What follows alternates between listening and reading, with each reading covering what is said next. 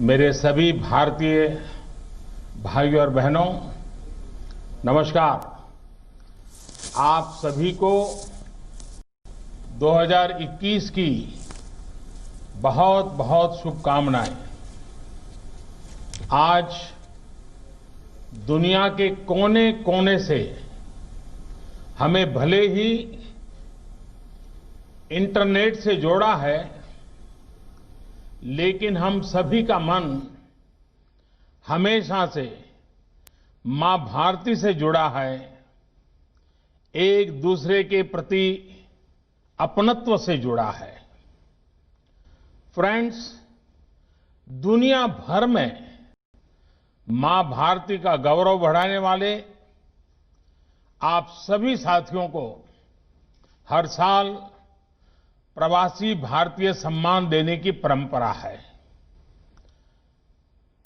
भारत रत्न स्वर्गीय अटल बिहारी वाजपेयी जी के मार्गदर्शन में जो यात्रा शुरू हुई, उसमें अभी तक 60 अलग अलग देशों में रहे करीब 240 महानुभावों को ये सम्मान दिया जा चुका है। इस बार भी इसकी घोषणा की जाएगी। इसी तरह दुनिया भर से हजारों साथियों ने भारत को जानिए क्विज कंपटीशन में हिस्सा लिया है। ये संख्या बताती है कि जड़ से दूर भले हो जाएं, लेकिन नई पीढ़ी का जुड़ाव उतना ही बढ़ रहा है।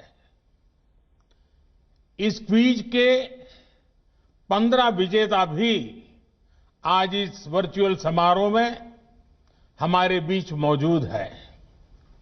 मैं सभी विजेताओं को बधाई देता हूं, शुभकामनाएं देता हूं और साथ साथ इस क्विज कंपटीशन में हिस्सा लेने वाले सभी अभिनंदन के अधिकारी हैं।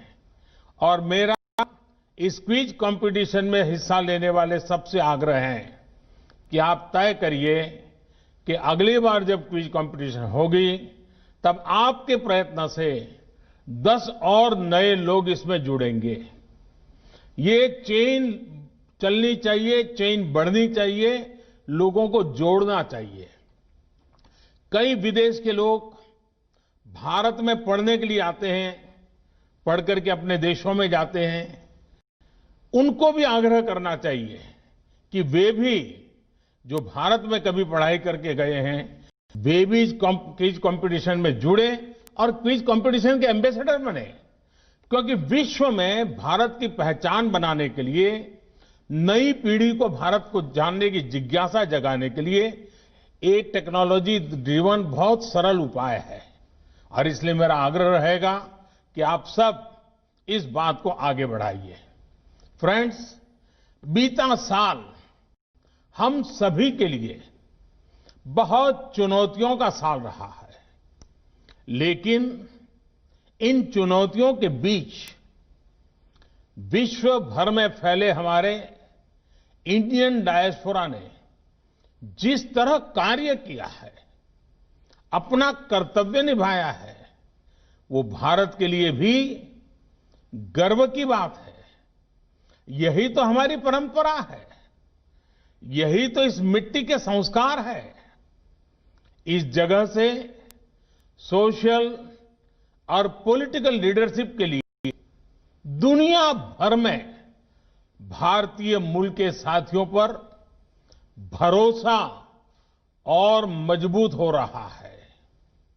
हमारे आज के इस आयोजन के मुख्य अतिथि सूरीनाम के नए राष्ट्रपति श्रीमान चंद्रिका प्रसाद संतोखी जी, वे स्वयं भी इस सेवा भाव का एक शानदार उदाहरण है। और मैं ये भी कहूंगा कि इस कोरोना काल में विदेशों में रहने वाले हमारे कई भारतीय भाई बहनों ने भी अपना जीवन खोया है। मेरी उनके प्रति संवेदना है और उनके परिवारजनों के प्रति भी मैं परमात्मा बहुत शक्ति दे, ये प्रार्थना करता हूं।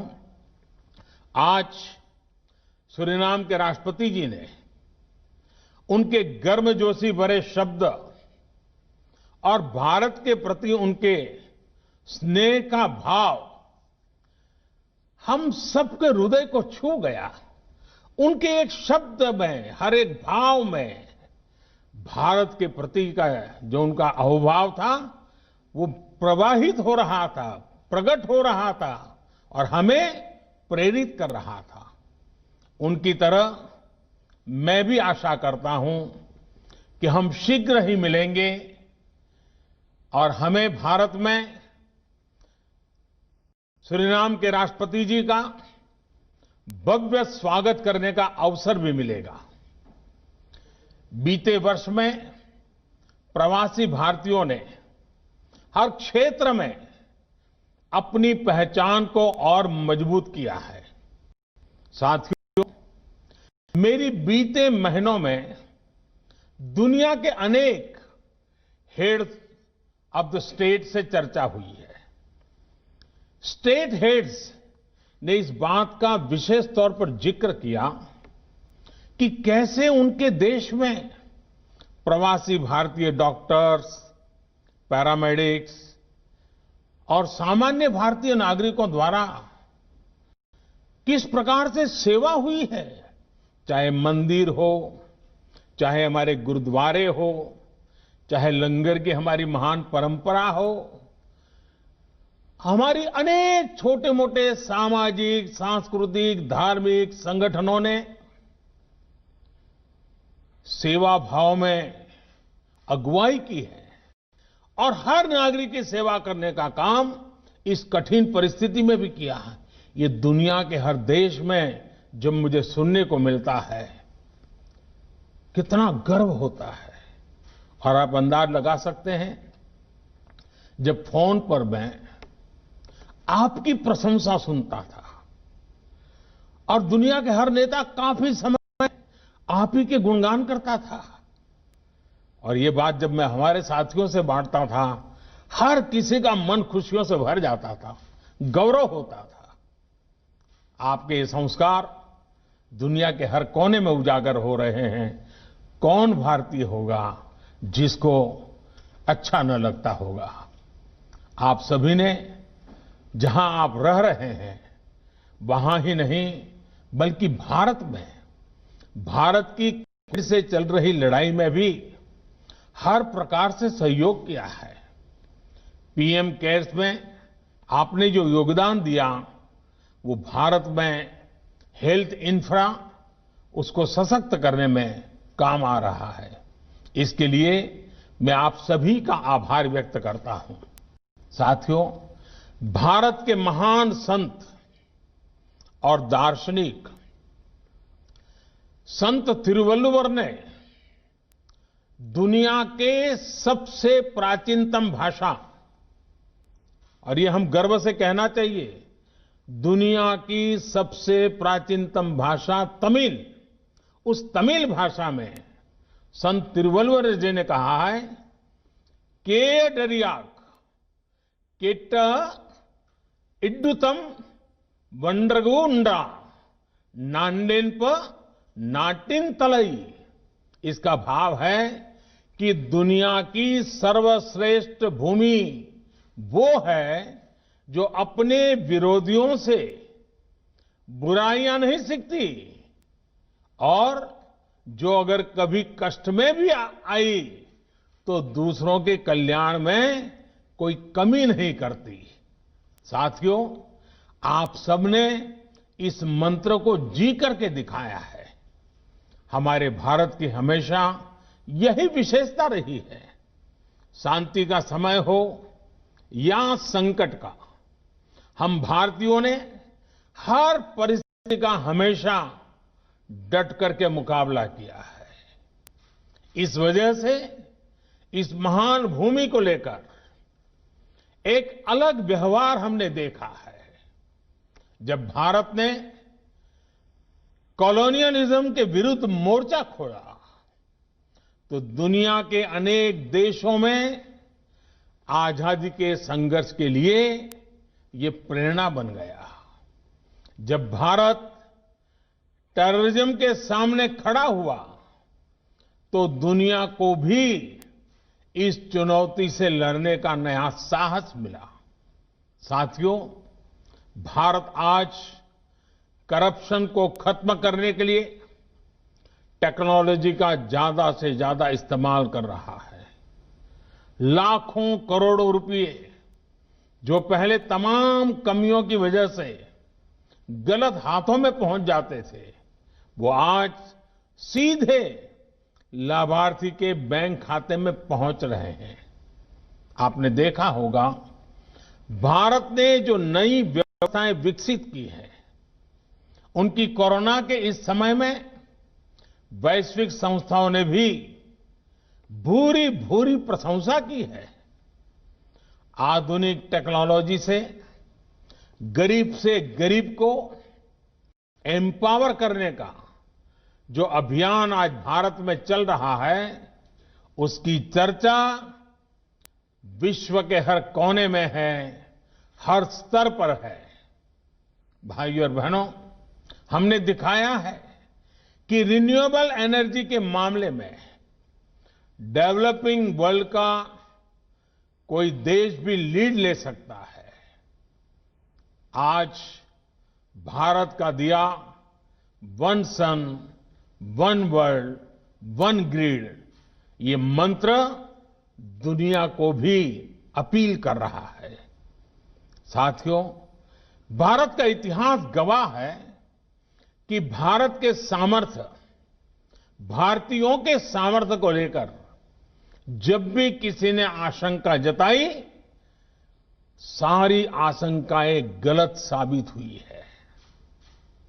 गर्मी के दौरान विदेश में बड़े बड़े विद्वान कहते थे कि भारत आजाद नहीं हो सकता, कि बहुत बटा हुआ है। वो आशंकाएं गलत साबित हुई और हमने आजादी पाई।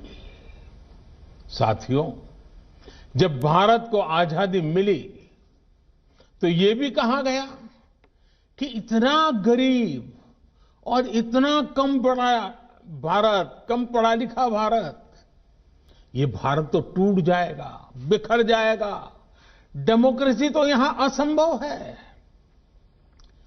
आज की सच्चाई यही है कि भारत एकजुट भी है और दुनिया में डेमोक्रेसी अगर सबसे मजबूत है, वाइब्रेंट है, जीवंत है, तो वो भारत ही है। भाइयों और बहनों, आजादी के बाद ही दशकों तक ये नैरेटिव भी चला कि भारत गरीब, अशिक्षित है, इसलिए साइंस और टेक्नोलॉजी में इन्वेस्टमेंट की संभावनाएं कम की गई। आज भारत का स्पेस प्रोग्राम, हमारा टेक स्टार्टअप इकोसिस्टम दुनिया में अग्रणी है। कोविड की चुनौती के साल में भी कई नए यूनिकॉर्न्स और सैकड़ों नए टेक स्टार्टअप्स भारत से ही निकल करके आए हैं। फ्रेंड्स, पैंडेमिक के इस दौर में भारत ने फिर दिखा दिया कि हमारा सामर्थ्य क्या है, हमारी क्षमता क्या है। इतना बड़ा देश, डेमोक्रेटिक देश, जिस एकजुटता के साथ खड़ा हुआ, उसकी मिसाल दुनिया में नहीं है। पीपीई किट्स हो, मास्क हो, वेंटिलेटर्स हो, टेस्टिंग किट्स हो, ये सब भारत बाहर से ही मंगाता था। आज इस कोरोना कालखंड में ही उसने अपनी ताकत बढ़ाई और आज भारत न सिर्फ इनमें सेल्फ रिलायंट बना है, बल्कि इनमें से कई प्रोडक्ट्स का एक्सपोर्ट भी करने लगा है। आज भारत दुनिया के सबसे कम फैटेलिटी रेट और सबसे तेज रिकवरी रेट उन देशों में भारत एक है। आज भारत एक नहीं बल्कि 2 made in India corona vaccine के साथ मानवता की सुरक्षा के लिए तैयार है। दुनिया की फार्मेसी होने के नाते दुनिया के हर जरूरतमंद तक जरूरी दवाएं पहुंचाने का काम भारत ने पहले भी किया है और आज भी कर रहा है। दुनिया आज सिर्फ भारत की वैक्सीन का इंतजार ही नहीं कर रही, बल्कि दुनिया का सबसे बड़ा वैक्सीनेशन प्रोग्राम भारत कैसे चलाता है, इस पर भी नजरें हैं। साथियों, इस वैश्विक महामारी के दौरान भारत ने जो सीखा है, वही अब आत्मनिर्भर भारत अभियान की प्रेरणा बन गया है। हमारे यहां कहा गया है, शतहस्त समाह सहस्त्रहस्त समकिर, यानी सैकड़ों हाथों से अर्जन करो लेकिन हजारों हाथों से बांटो। भारत की आत्मनिर्भरता के पीछे का भाव भी यही है। करोड़ों भारतीयों के परिश्रम से जो प्रोडक्ट्स भारत में बनेंगे, जो सॉल्यूशंस भारत में तैयार होंगे, उससे पूरी दुनिया का लाभ होगा। दुनिया इस बात को कभी नहीं भूल सकती है कि जब Y2 के समय भारत की भूमिका क्या रही, भारत ने किस प्रकार से दुनिया को चिंता मुक्त किया था, इस मुश्किल में भी हमारी फार्मा इंडस्ट्री का रोल ये दिखाता है कि भारत जिस भी क्षेत्र में समर्थ होता है, उसका लाभ पूरी दुनिया तक पहुंचता है। साथियों, आज पूरी दुनिया को अगर भारत पर इतना ज्यादा ट्रस्ट है, तो इसमें आप सब प्रवासी भारतीयों का भी बहुत बड़ा योगदान है। आप जहां भी गए, भारत को, भारतीयता को साथ लेकर के गए। आप भारतीयता को जीते रहे। आप भारतीयता से लोगों को जगाते रहे हैं। और आप देखिए, फूड हो या फैशन हो, फैमिली वैल्यूज हो या बिजनेस वैल्यूज, आपने भारतीयता का प्रसार किया है। मेरा ये हमेशा से मानना रहा है कि भारत का कल्चर अगर दुनिया भर में लोकप्रिय हुआ है, तो मैगजीन्स, कुकबुक्स या मैनुअल से ज्यादा आप सभी के जीवन के कारण, आप सभी के आचरण के कारण, आप सभी के व्यवहार के कारण ये सब संभव हुआ है।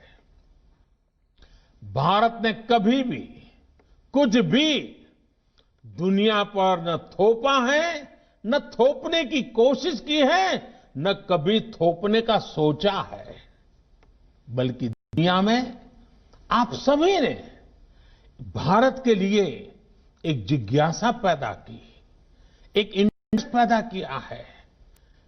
भले वो कौतुक से शुरू हुआ हो, लेकिन वो कन्विक्शन तक पहुंचा है। आज जब भारत आत्मनिर्भर बनने के लिए आगे बढ़ रहा है, तो यहां भी ब्रांड इंडिया की पहचान को मजबूत बनाने में आपका रोल अहम है।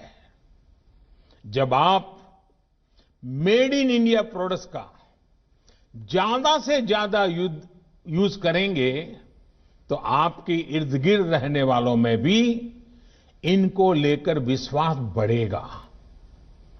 आपके कलीग्स को, आपके दोस्तों को जब आप made in India products use करते हुए देखेंगे तो क्या आपको इस पर गर्व नहीं होगा? टी से लेकर टेक्सटाइल और थेरेपी तक ये कुछ भी हो सकता है। मैं तो आनंद होता है जब आज खादी दुनिया में आकर्षण का केंद्र बन रही है।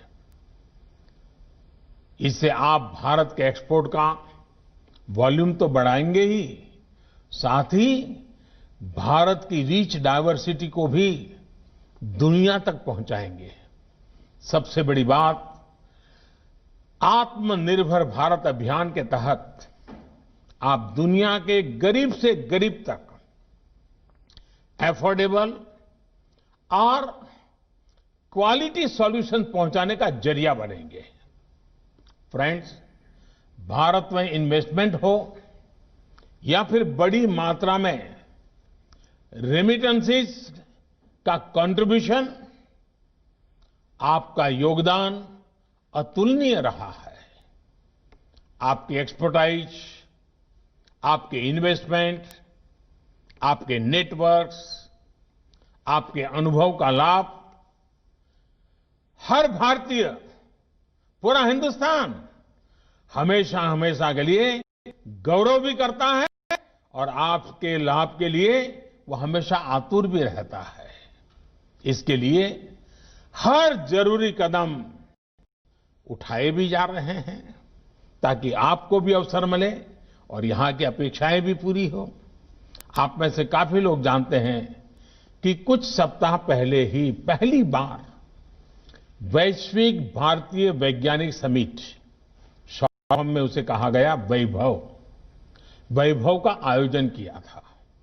इस सम्मेलन में 70 देशों के 25,000 से ज्यादा साइंटिस्ट और एक्सपर्ट ने करीब 750 घंटों तक चर्चा की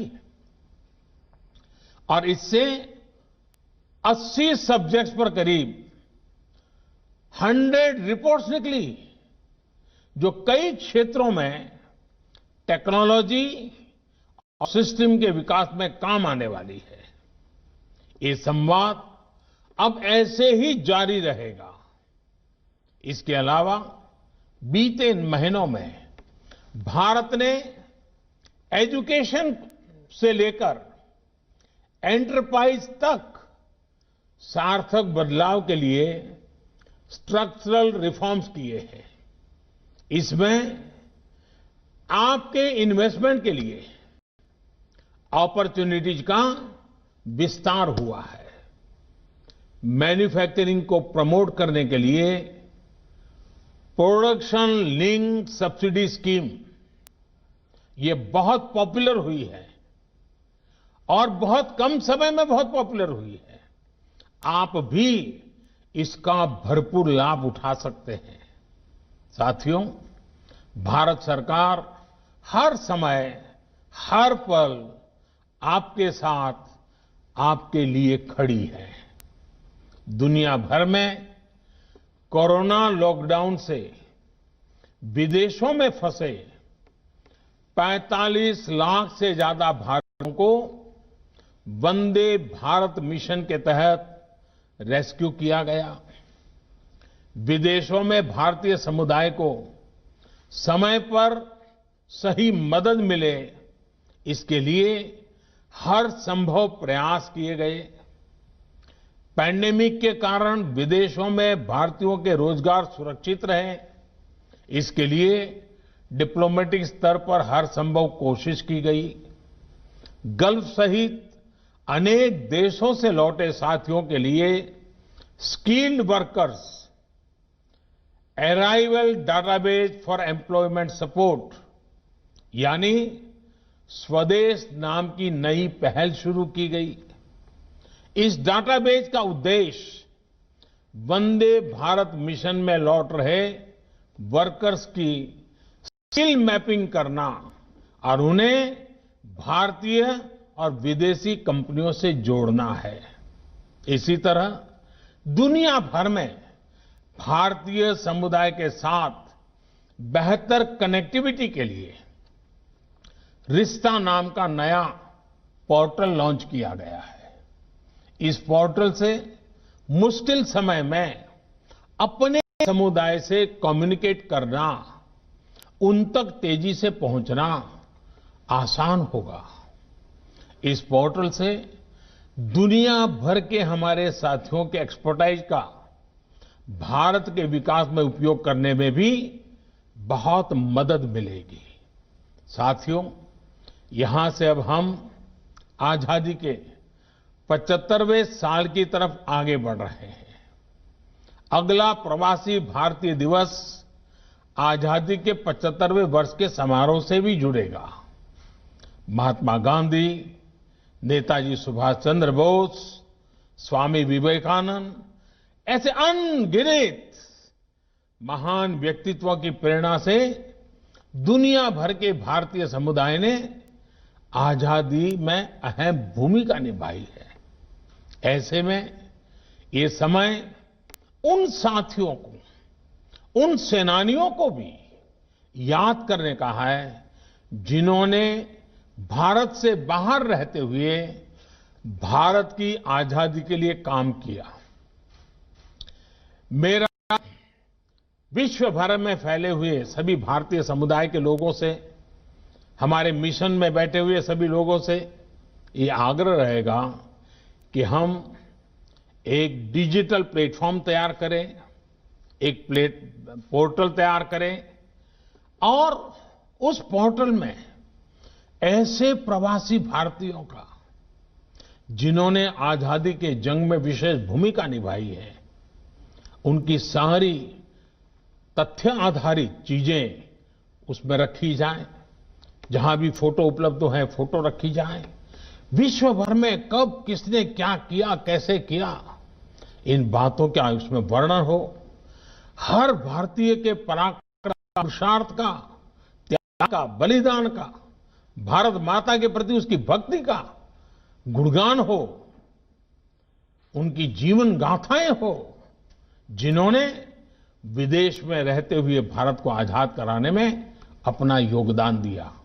और मैं तो ये भी चाहूंगा कि अब जो क्विज कंपटीशन के लिए जो क्विज तैयार होंगे, उसमें विश्व भर में ऐसे भारतीय समुदाय के योगदान पर भी क्विज का एक अलग चैप्टर हो। 500, 700, 1000 वो सवाल हो जो विश्व भर में फैले हुए भारतीयों के विषय में भी जिज्ञासु लोगों को लिए ज्ञान का एक अच्छा सरोवर बन जाए। ऐसे सारे कदम हमारे बंधन को मजबूत करेंगे, आने वाली पीढ़ियों को प्रेरित करेंगे। आप सब इतनी बड़ी तादाद में आज वर्चुअली मिले हैं। कोरोना के कारण रूबरू में मिलना संभव नहीं हुआ है, लेकिन भारत का हर नागरिक हमेशा यही चाहता है कि आप स्वस्थ रहें, आप सब सुरक्षित रहें, अपना और देश का नाम रोशन करते रहें। इसी कामना के साथ मैं फिर एक बार सूरीनाम के राष्ट्रपति जी का हृदयपूर्वक आभार व्यक्त करता हूं। उन्होंने जो हम सबको प्रेरणा दी है, हमारे साथ जुड़े हैं, वे सचमुच में भारत का गौरव बढ़ाने वाले उन महापुरुषों में से एक हैं। मैं उनका भी विशेष धन्यवाद करता हूं और इसी कामना के साथ आप सबका बहुत बहुत धन्यवाद। And that was Indian Prime Minister Narendra Modi. He was speaking at the 16th edition of the Pravasi Bharatiya Divas. And this event is an annual event aimed at encouraging Indian diaspora to be part of the socio-economic development in India and contributing to the Atmanirbhar Bharat. The event was being held virtually this year because of the pandemic.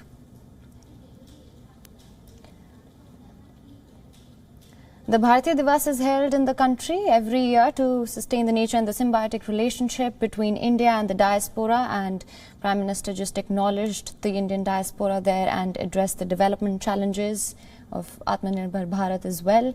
And this event this year, in light of the pandemic, was held virtually. This was the 16th edition of the Pravasi Bharatiya Divas. In a virtual event, Prime Minister Narendra Modi acknowledges the Indian diaspora. WION is now available in your country. Download the app now. Get all the news on the move.